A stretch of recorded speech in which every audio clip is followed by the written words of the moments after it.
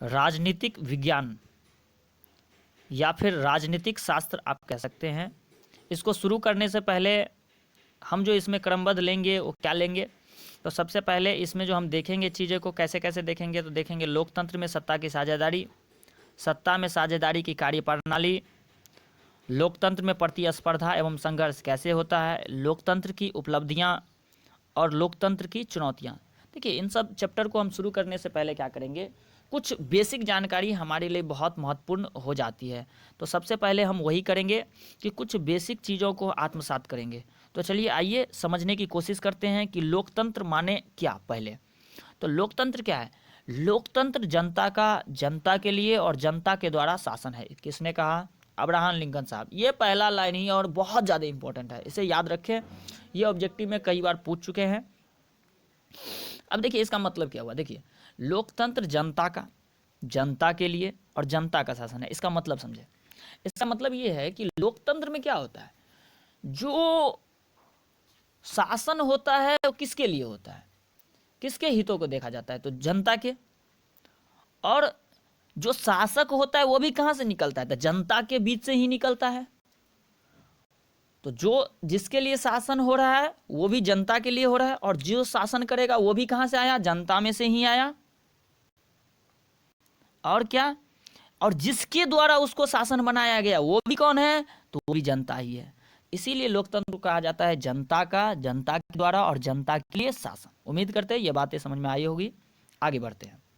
लोकतंत्र कितने प्रकार के हैं, तो लोकतंत्र दो प्रकार के, प्रत्यक्ष लोकतंत्र और अप्रत्यक्ष लोकतंत्र। देखिए लोकतंत्र से पहले की अगर बात समझे तो दो चीज़ें हैं, एक है राजतंत्र और एक है लोकतंत्र। मतलब शासन की कितने प्रणाली, अगर आपसे कोई पूछे कि तो शासन के कितने प्रणाली, तो दो, एक लोकतंत्र और एक राजतंत्र। राजतंत्र में राजा प्रमुख होता है, लोकतंत्र में क्या होता है, तो विभिन्न विभिन्न स्तरों पर शासन किया जाता है, उसमें सामान्य नागरिक प्रमुख होते हैं। अब बात कर लेते हैं यहाँ पर कि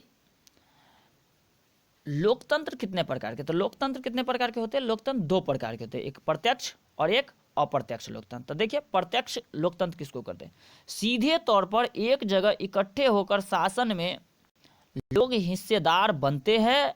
यह वही संभव है जहां जनसंख्या कम हो, जैसे स्विट्जरलैंड जैसे देशों में ये चीज़ संभव है। अब भारत जैसे विशाल देशों में इस तरह की शासन प्रक्रिया संभव नहीं है, क्योंकि सभी लोगों को एक जगह इकट्ठा करके और कोई भी फैसला सभी के मंजूरी से कैसे होगा, आप कहाँ जमा करिएगा 130 करोड़ लोगों को, है ना।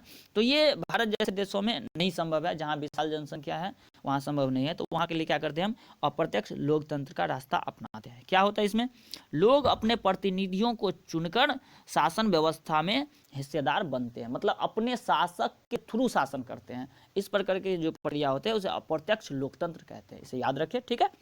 चलिए अब आगे बढ़े।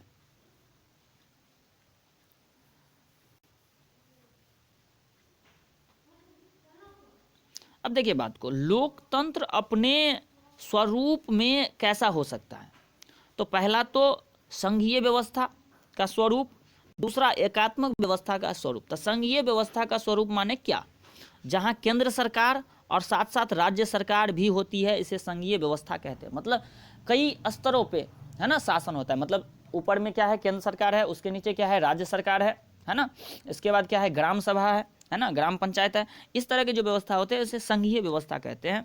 एकात्मक व्यवस्था क्या होता है, तो चलिए एकात्मक व्यवस्था का माने क्या, तो एकात्मक व्यवस्था का मतलब है जहां देश के लिए सिर्फ एक ही सरकार होती है और वही पूरे देश में शासन का संचालन करती है, तो उसे क्या बोलते हैं, एकात्मक व्यवस्था बोलते हैं, ठीक है। कोई दिक्कत वाली बात नहीं होनी चाहिए। आगे भारत के संघात्मक व्यवस्था, अच्छा अब एक बात बताए, भारत में कौन सी व्यवस्था है, तो संघात्मक व्यवस्था है। केंद्र में सरकार होती है, राज्य में भी सरकार होती है, तो ये कौन सी व्यवस्था है, ये संघीय व्यवस्था है। आगे बात करते हैं। अब बातें आती है कि भारत के संघात्मक व्यवस्था में कौन कौन सी सरकारें होती है। पहली केंद्र की सरकार होती है जो देश के सभी राज्यों के लिए, है ना, और दूसरा क्या होता है, राज्य सरकार होता है जो सिर्फ उसी राज्य के लिए होते हैं, है ना। जैसे बिहार के लिए बिहार सरकार, मुख्यमंत्री अभी कौन है, नीतीश कुमार। इसी प्रकार यूपी के लिए कौन है, तो योगी आदित्यनाथ, है ना। तो इस प्रकार से ये सिर्फ यूपी के लिए है, और ये बिहार में नीतीश कुमार क्या है, सिर्फ बिहार के लिए।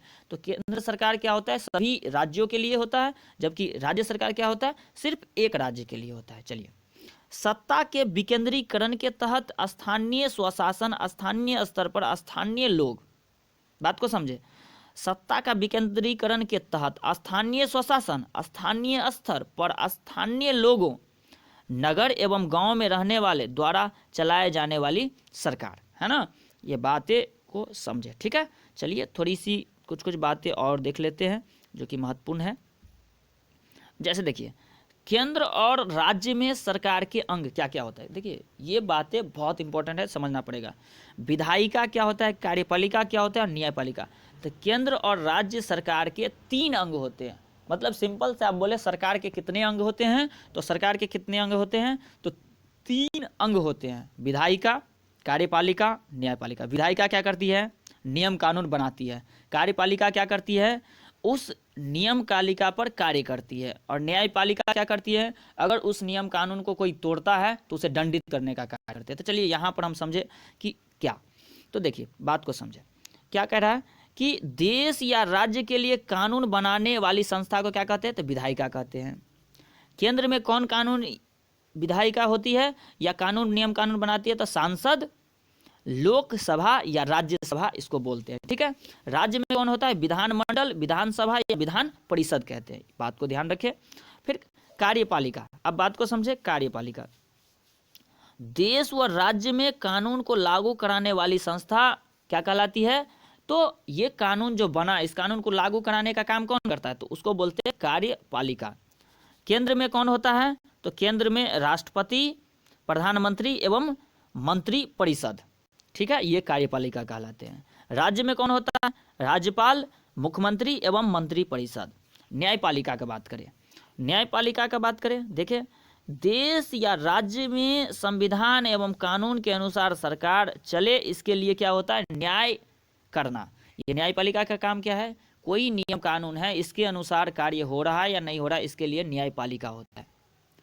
कहिएगा सबसे उच्चतम न्यायालय क्या है, तो उच्चतम जो न्यायालय है वो दिल्ली में है ना, और बिहार में उच्च न्यायालय पटना में है ना। एक होता है क्या, तो सबसे सर्वोच्च जो है न्यायालय के वो क्या है, दिल्ली में है, उसे उच्चतम न्यायालय कहते हैं। और जैसे सभी राज्य का अपना अपना होता है, तो बिहार का क्या है, तो पटना में है उच्च न्यायालय, है ना। अब 1-2 बातें और है, जैसे समझिए, सरकार के ये अंग एक ही स्तर पर रहकर अपने अपने अधिकारों का उपयोग करते हैं, इसके नियंत्रण एवं संतुलन बनाए रखते हैं। अब इसके बाद हम इन चैप्टरों का क्या करेंगे, डिटेल से विश्लेषण करेंगे, ठीक है। तो आप लोगों को घबराने की ज़रूरत नहीं है, इन चैप्टरों को हम डिटेल से विश्लेषण करेंगे आगे के आने वाले वीडियो में। आप हमें कमेंट में लिखिए कि पहले आपको किस टॉपिक पे वीडियो चाहिए। आपका बहुत बहुत धन्यवाद।